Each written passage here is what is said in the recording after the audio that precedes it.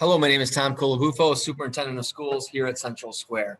I wanted to do a informational video so I can share with all of the parents of students at Central Square Middle School and Paul V. Moore High School all of the questions that I have been receiving throughout the week from parents, either over the phone or in email.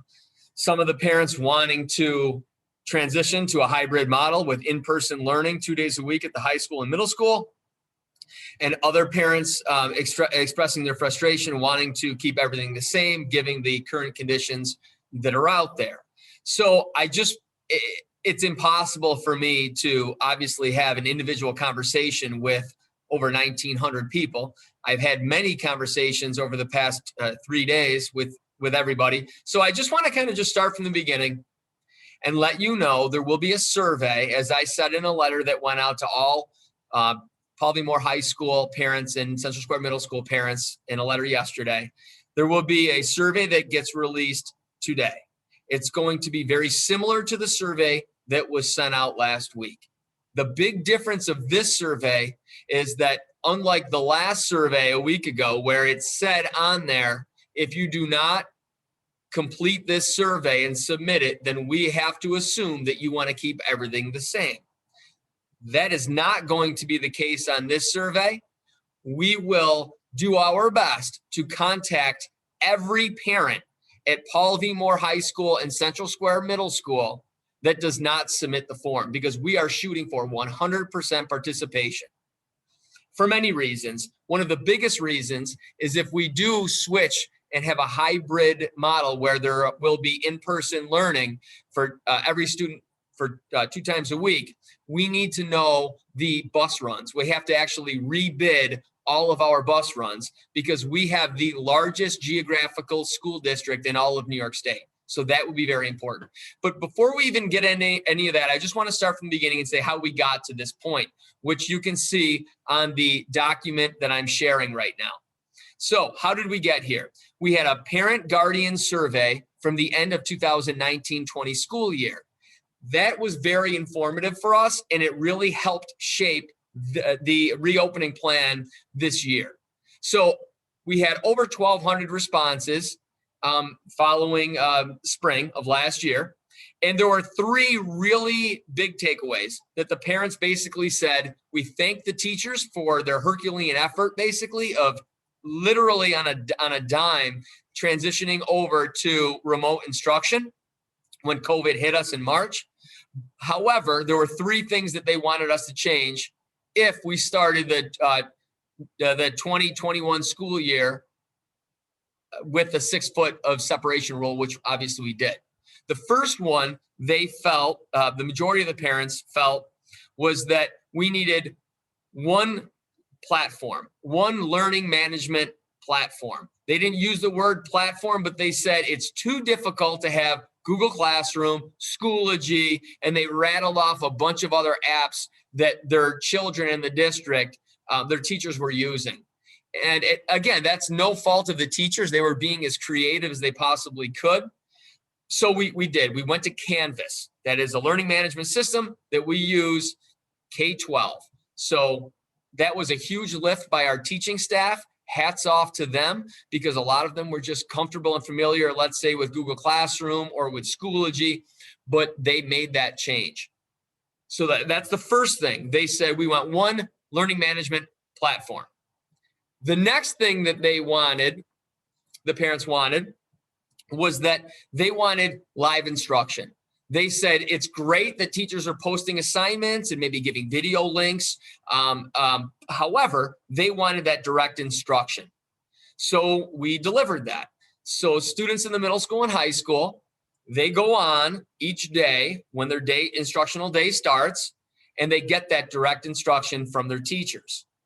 So we accomplished that. And I got to say, again, hats off to the teachers. They did a phenomenal job with all of the learning curves of teaching to students that are at home. They did a great job.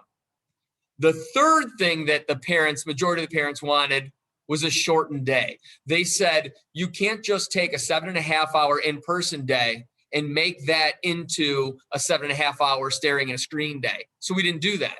The school day for the middle school, high school got reduced to 5 hours. That last point being the 5 hours is kind of where we kind of got stuck right now, between a rock and a hard place, and I will get to that shortly. So that's basically how we did our reopening plan. Again, hats off to the teachers, did a really good job. Now, we put the survey out, the first survey, and there was some confusion about that.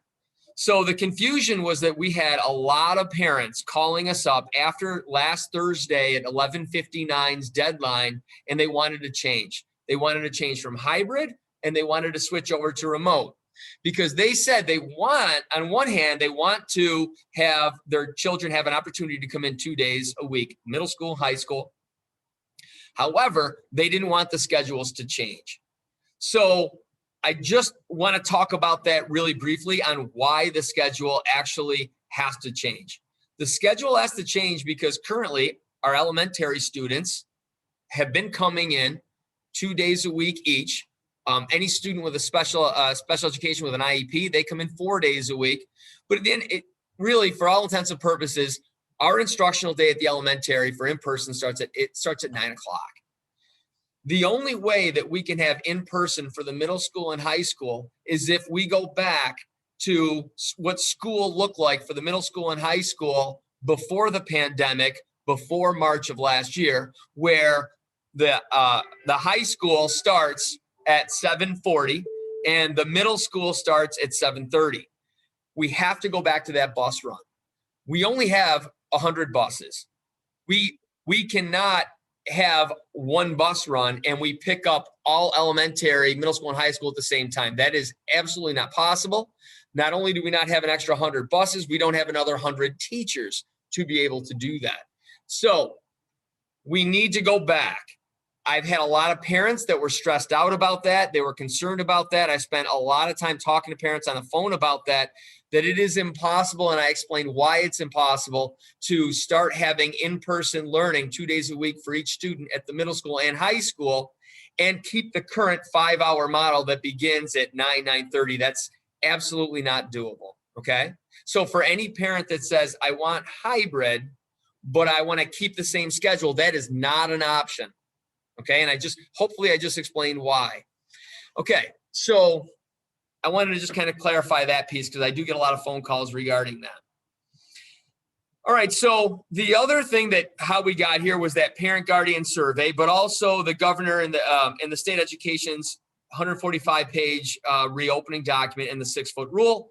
I was on Channel 5 yesterday, CNY Central, because they were talking about the 6-foot rule. I still receive phone calls from parents that are confused and they think that that's just an interpretation, that I can get rid of the 6-foot rule. If I legally could get rid of the 6 foot of separation rule, if that wasn't in that guidance document that says we are forced to require, and I've checked with state ed, we have to abide by the 6-foot rule. If I could get rid of it, I would return right now to full capacity in our schools, and we wouldn't have a hybrid model. We would actually have a regular 100% in-person model. And if the governor lifts that 6-foot rule, like I said on the news yesterday, we will return to full capacity. And my thought process there is, if the governor and the health department feel that it is safe enough to have high-risk sports, basketball, wrestling, even though Section 3 moved wrestling, and I'm going to get to that in a minute. They moved wrestling to the spring semester. New York State and the governor still said they gave their blessing. So if they're going to say that that's safe enough to be within 6 feet, I'm not sure how the governor can say that 6 foot of separation still needs to be enforced on our buses and in our classrooms. So if that goes away, we go back to full capacity. All right, what has transpired throughout the school year? The health department's guidelines and the quarantine restrictions and protocols. When the school year started, we had no idea how they were going to quarantine. And for the bulk of September, we didn't have any cases in Central Square. There were COVID-19 cases popping up in Onondaga County, and then they started in Oswego County. But for the beginning of the school year, for whatever reason, we were not impacted by COVID-19. But then we started to get cases, and then we started to get a lot of cases In our high school, when I say in our high school, it wasn't actually in our high school, but it involves students that are enrolled in our high school that were remote only. We started to get a lot of those. We started to get a lot of students in the middle school that weren't actually in our middle school, but just enrolled there working remotely. That was easy for us. I mean, it was tough for the kids, I'm sure, at home and their families, but we did not have to do any contact tracing because they were not at school. There was no exposure rate to the teachers or the students. So we didn't. But in our elementary was a different situation. So we started to find out how the Oswego County Health Department was doing their quarantining. And then we quickly found out in Oswego County that the health department used different protocols than Onondaga County Health Department. In the Oswego County Health Department, they quarantine anybody in a classroom that is in that classroom for 45 minutes or more that are not wearing a mask. I'm sorry, mask or no mask doesn't make a difference. I want to be very clear with that. In Oswego County, it doesn't matter if you're wearing a mask or not wearing a mask. If you're in that classroom for 45 minutes or more, they will quarantine everybody in that classroom. So we had a lot of quarantines at the elementary. I took some angry phone calls from elementary parents. They were upset that their children had been quarantined multiple times because of positive cases that were in specific classrooms. We ended up having to go on a pause. We had to shut down some classrooms remotely for 2 weeks here and there because we went on the pause because we didn't have the staffing to be able to keep going because so many of our staff either had COVID-19 or at that point it was a 14-day quarantine. Since then, the quarantines as of right now are 10 days. So we had to go on a pause. New York State said when you are on a pause, COVID-related pause, there can be no extracurricular activities or banned sports. There's nothing. Everything has to go on a pause if your district goes on a pause because of COVID. Okay, so I just wanted to mention that. So as of right now, there's all these rumors about the CDC maybe changing things, and Onondaga County put out new guidelines. As of right now, the guidelines are still the same guidelines that we've been following, that Oswego County has in place, which basically is that 45-minute rule. So we have to follow that. Not only that, if you are within, if you're 6 feet or closer, 10 minutes or more, whether you have a mask on or not, you are also quarantined. So it's in Oswego County, it's 10 minutes or more, within 6 feet, 6 feet or within 6 feet, you have to be quarantined. Now it's a 10-day quarantine for students and staff, or it's 45 minutes or more if everybody's in the classroom, whether you have a mask on or not. In Onondaga County, it's an hour or more. So there's a difference right there.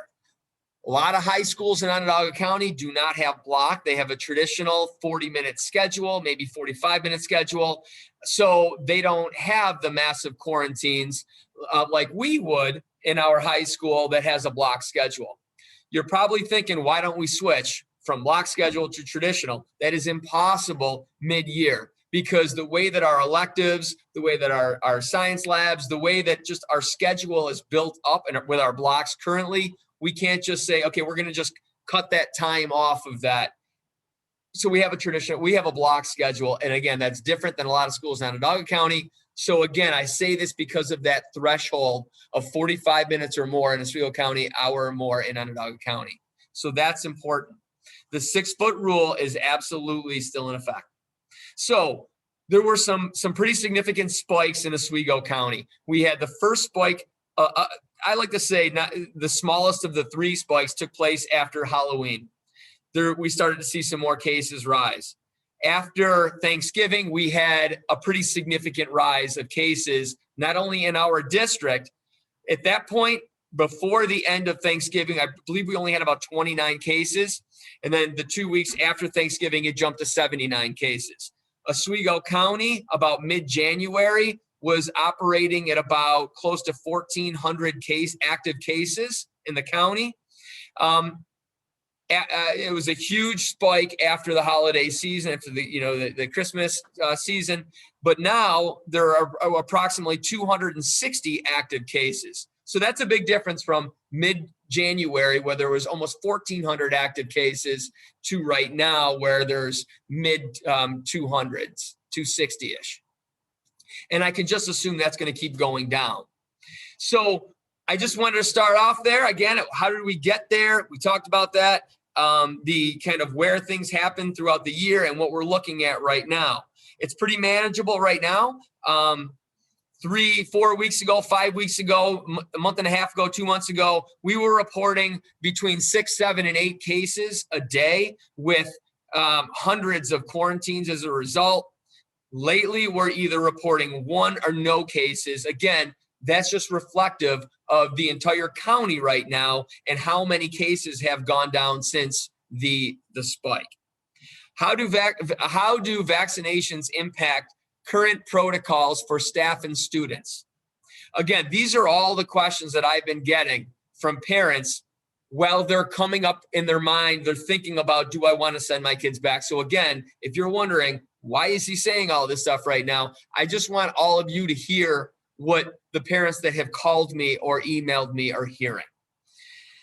All right, so are people that had COVID-19 within a 3-month period immune from COVID-19? And the answer to that is yes.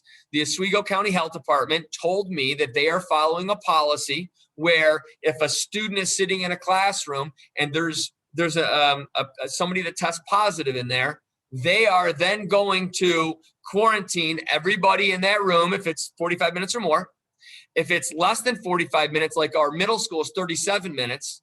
However, you don't just go to the first period and then go home. They're in teams. So if somebody in that first period, let's say ELA class, tested positive, that next class that that student goes to, anybody that was in that first period with that student definitely go beyond the 45-minute threshold, and they will be quarantined for 10 days.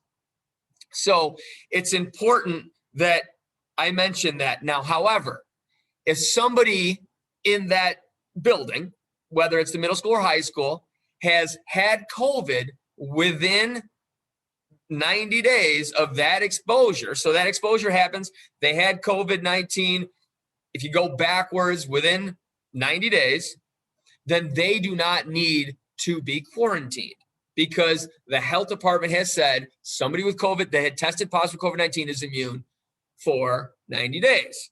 So then the next question comes up and they say, okay, keeping that same mindset, if I want to take my family and travel somewhere over February break or over April break, do I have to still get a COVID test 3 days before I leave? So let's say family goes to Florida next week.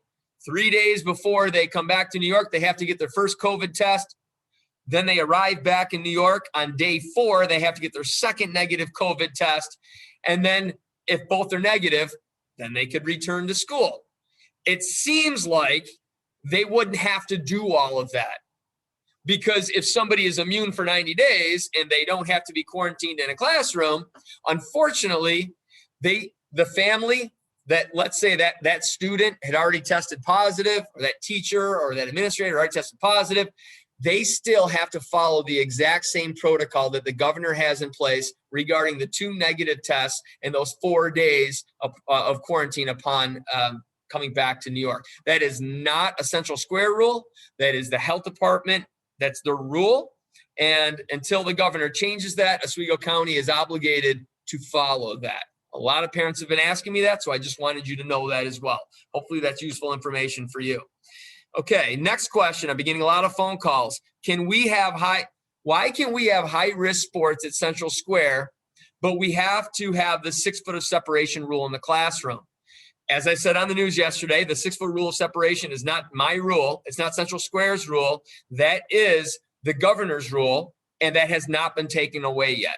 I verified that with State Ed. I verified that with the health department. That is absolutely still in effect. I know it seems kind of like a hypocritical move that you can have wrestling, basketball, where they're definitely closer than 6 feet, but they're still saying in the classroom, you have to be build your classrooms separated by 6 feet.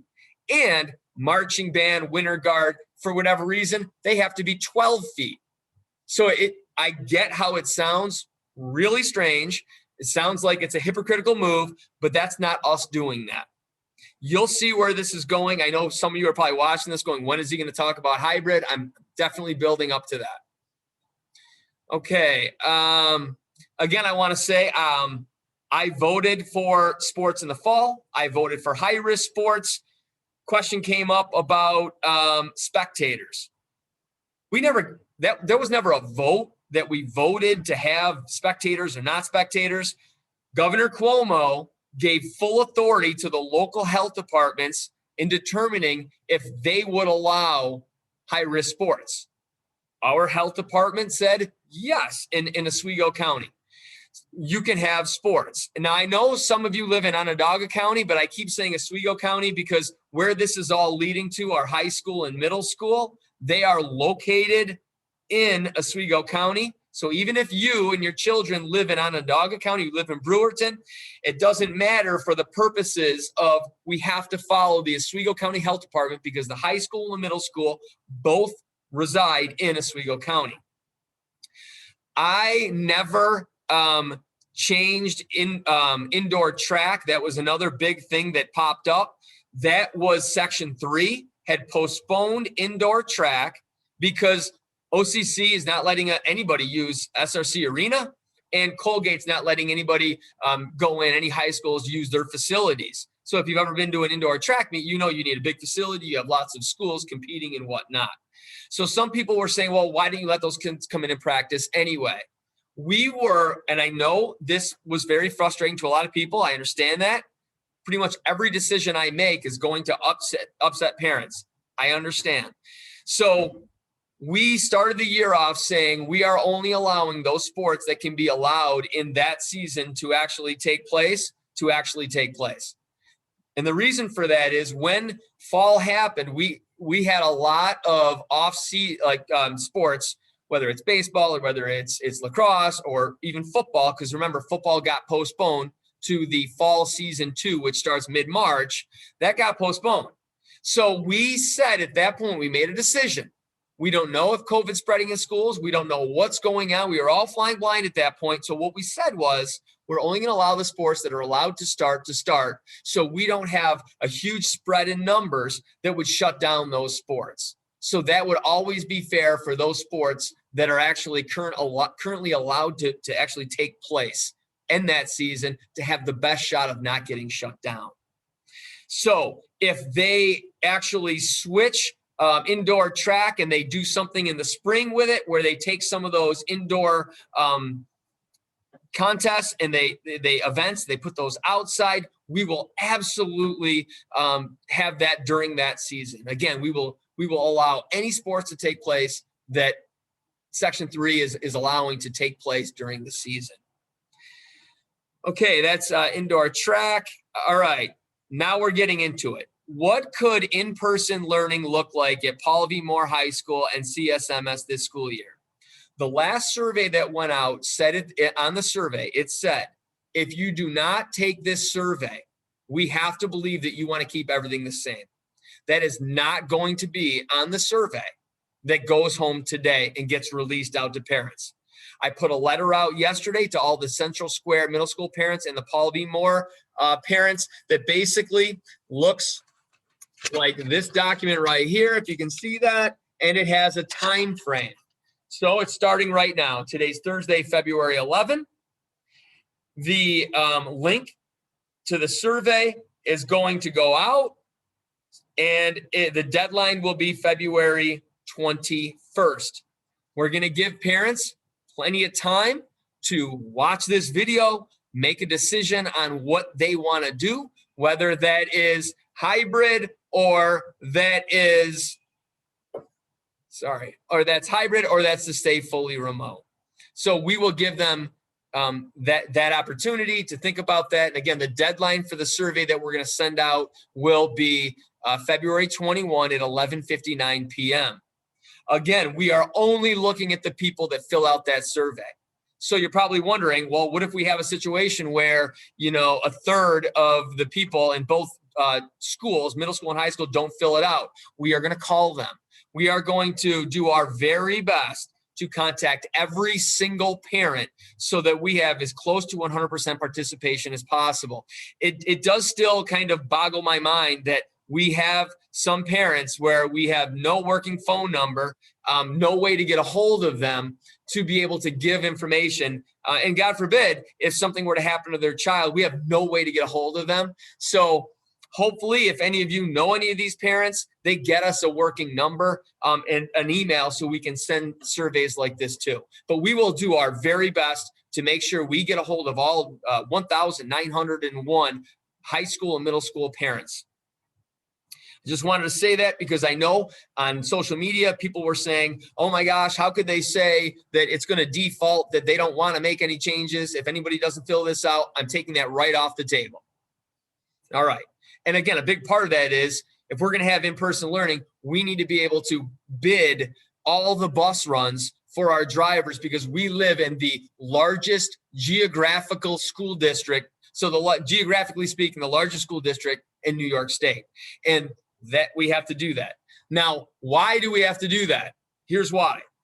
Because as I had earlier said, if we're going to have hybrid at the middle school and high school, the schedule absolutely has to change. Right now, high school starts at home. They lift up their Chromebooks. I think it's around 9:30. That's the exact same time our elementary students are dropped off a little bit prior to that because the elementary instructional day starts at 9 o'clock. We need, if we're going to have in person at the middle school and high school, we need to go back and have 2 bus runs.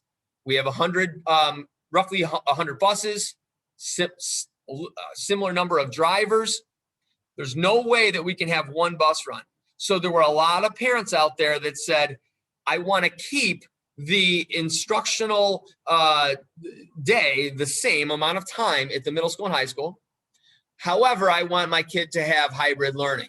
There's no way to make that happen because we have to send the drivers out 6, 6:15, 6:20, whatever your child's bus stop times were before COVID, before March of last year, so that their in-person learning at the high school is roughly 7:45 a.m. in the middle school. I believe it's 7:30 a.m. start time. We have to go back to that. We can't have our teachers who in the middle school and high school will be spending the majority of their week teaching in-person students. And at the same time, all of those students that are at home at the same time, because it's going to be synchronous and simultaneous. We'll get to that in a second. We can't do that. We can't have a math class starting for the kids in person at one time. And then later on, that teacher has to find time to start it for the kids at home. That won't work. This is the only way to be able to have in-person at the middle school and high school is to change that schedule because of the busing. I had probably 50 phone calls with parents just about why that was the case. I hope that clarified it. Okay, so that's that. The next thing is staying on synchronous simultaneous instruction. Just looking at the numbers of parents at the middle school and high school on the first survey last week, it showed that we would have right around probably 3 or 4, possibly 5 students in every classroom. The middle school was a little bit lower. It was probably more about 3 or 4 students per classroom. And then at the same time, those teachers are going to be teaching the rest of their class. So let's say middle school, high school, there's a math class. You've got 3 or 4 students, maybe 5. They're socially distanced. They have their masks on. The teacher has to wear a mask as well. And I'll tell you why in a second. And then the teacher is teaching those 3 or 4 or 5 students, whatever that shakes out to be based on the final numbers that we get after this survey on February 21. We'll know exactly the numbers that we're talking about. But the teacher will be teaching those 5 or 6, whatever the in-person per class, in-person students. But at the same time, they're teaching the students at home. That's the synchronous, simultaneous. That's the only way that we will be able to do that, to still be able to have in-person and then take care of our minutes of our students and give them what they need when they're at home. Because even if you're a parent that's saying, you know what, Mr. Calabufo, I weigh both. I see the social emotional part. So do I. We all see that part. And if you're saying no matter what, I get it, it's not going to be what in-person used to look like with the masks. 3 days a week, your child will still be home, zooming into that class. There'll be 4 or 5 other students in that classroom wearing masks, and the teacher will wear a mask. I don't know what the sound quality is going to be, and I just want to be 100% upfront with that. I'm not saying this to try to be accused of making it sound like it's doom or gloom or whatnot. I just know in this district, in the past, if I unconsciously made a decision and I said to people, hey, this is what we're going to do, and then we do it, and if that's not exactly what that looked like, then there's going to be a lot of upset parents. So it is very important that the parents understand, if we move to this and have in-person learning for the 3, 4, 5 students in that classroom each period, all of those students at home are going to be doing what they're currently doing right now, except the teacher will be wearing a mask. Why is the teacher wearing a mask? Because half the school year at the elementary, the teacher didn't have to wear a mask, which is true. So right now, our high school teachers and middle school teachers technically won't have to wear a mask, but the Oswego County Health Department uses a point system for their quarantining. If the duration of, if it goes beyond 45 minutes, that is a point. If the teacher or students aren't wearing a mask, that is a point. So if the teacher's not wearing a mask, that's a point for the teacher. The windows being open and other things. But basically what I was told by the health department is, if you have a teacher not wearing a mask, going over that duration of the 45-minute mark, you will have to quarantine that teacher. So right now, parents are asking me, no, we have to quarantine middle and high school teachers right now. What's the difference? The difference is the middle school and high school teachers that are quarantined work from home. Usually they have good Wi-Fi at home, and we're able to work with that. And that's been able to work.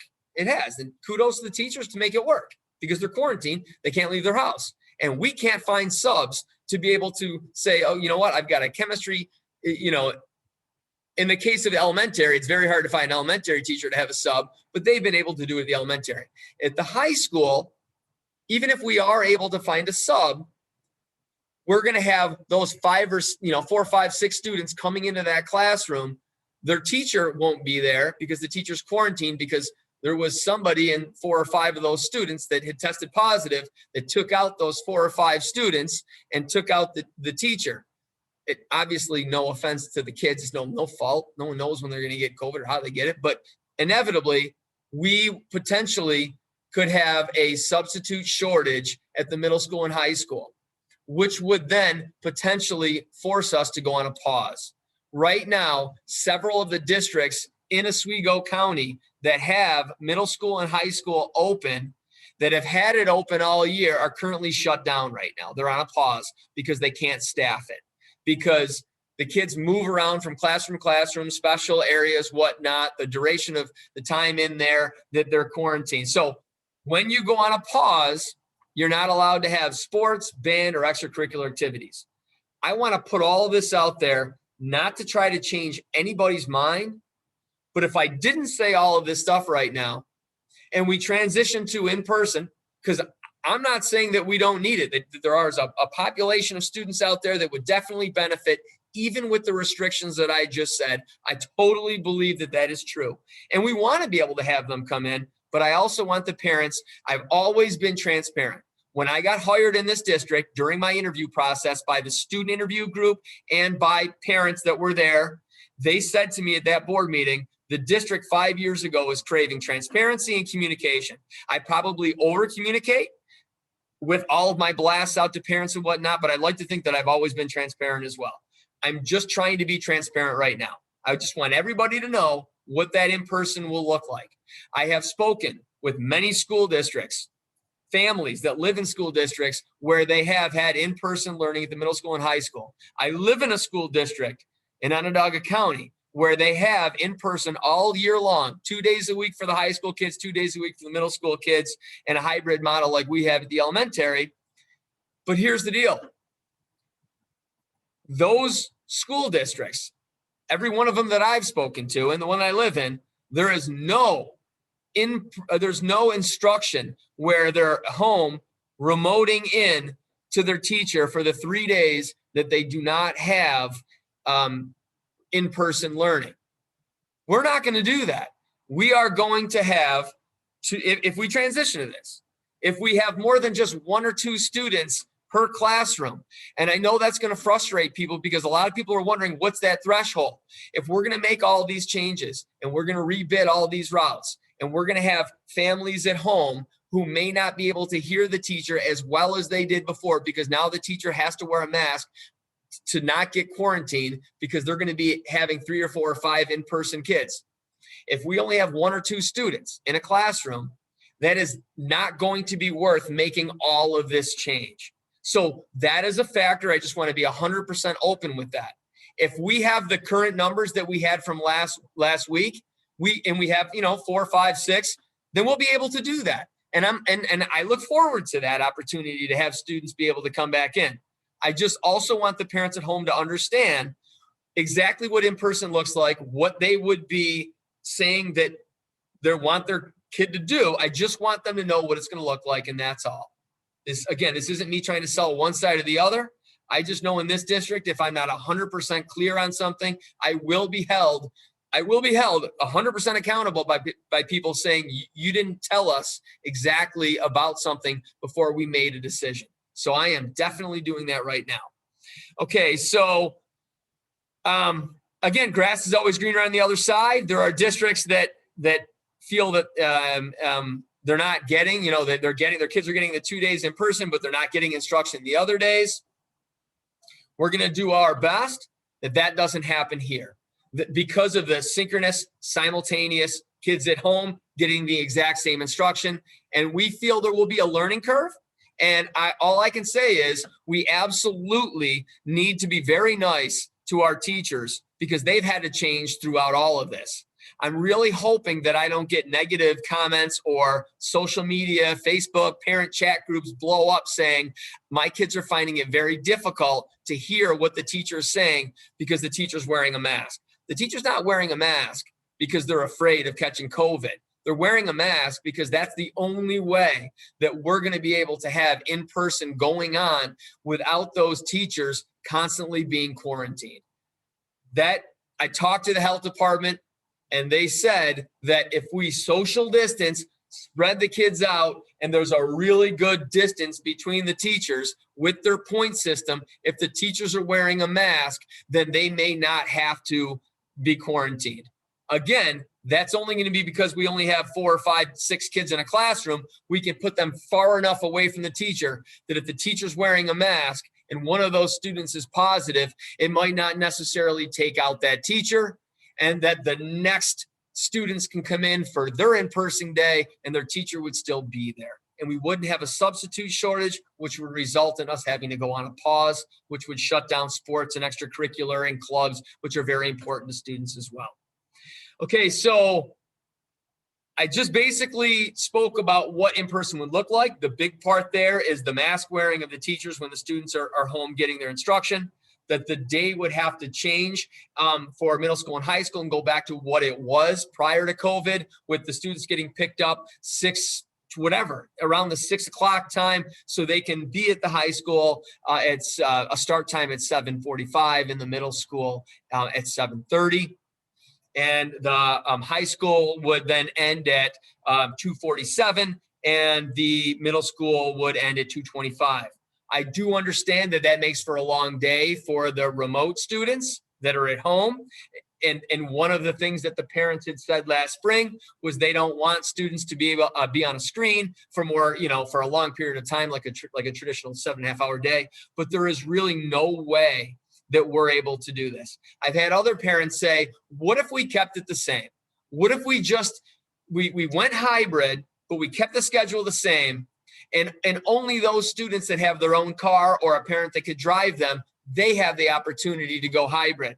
I absolutely could never allow that, because that would absolutely become a story of the haves and the have-nots, and that is unfair. And I'm sure we'd probably be sued because we couldn't offer something to one group of people that we couldn't offer to the other people. So if any of you are thinking that that may benefit your child, but there's a large number of people that rely on busing, and we know that's not an option. And we would never want, 9 or 10 kids packing into a car to try to get here. And we've seen some pretty horrific accidents in our county and neighboring counties where a lot of kids were in the car. And COVID eventually will be over. We will be able to get back to normal.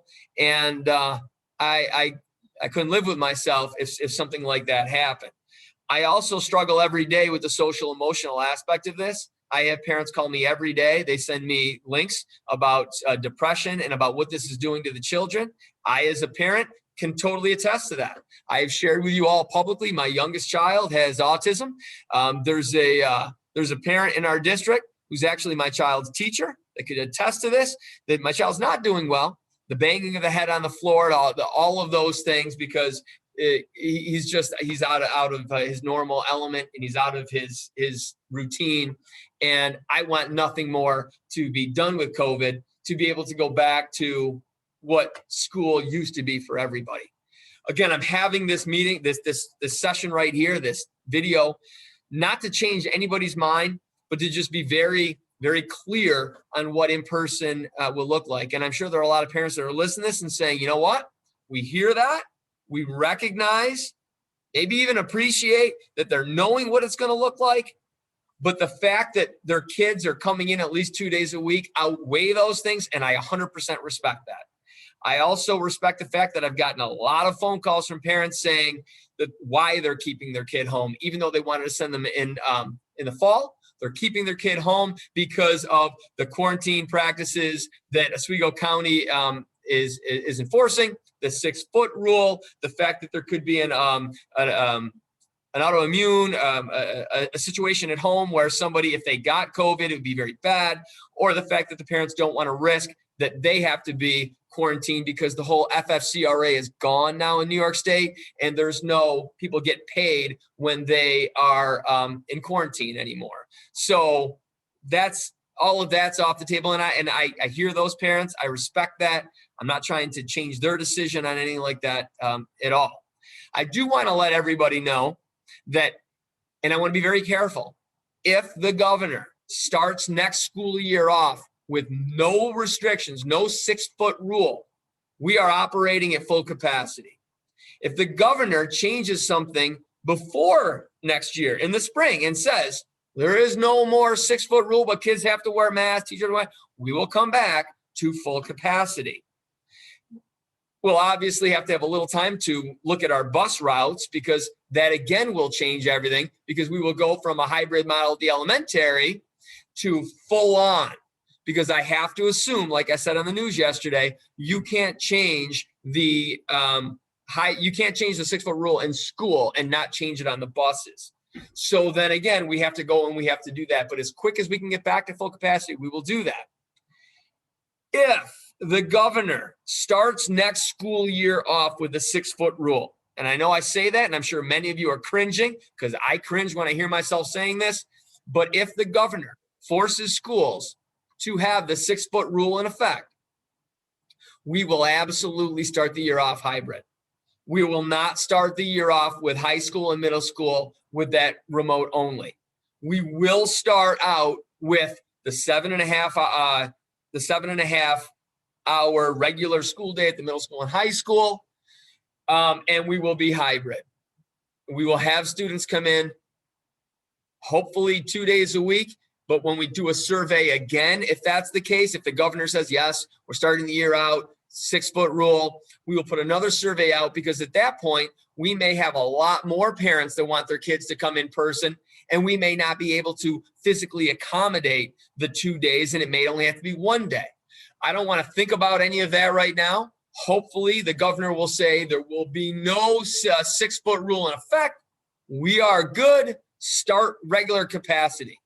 And on that note, hopefully the governor will say, we're going to get rid of that this year, and we can bring everybody back to full capacity. Because there was a little bit confusion out there, because at least 10 parents, 11 parents that I spoke with, they said that the feeling out there in social media is, if we don't make an attempt right now to bring in high school and middle school kids at all, then there's no way we would start next year out. I'm telling you, on my word, we will start hybrid in the fall if the governor says you have to follow the 6-foot rule.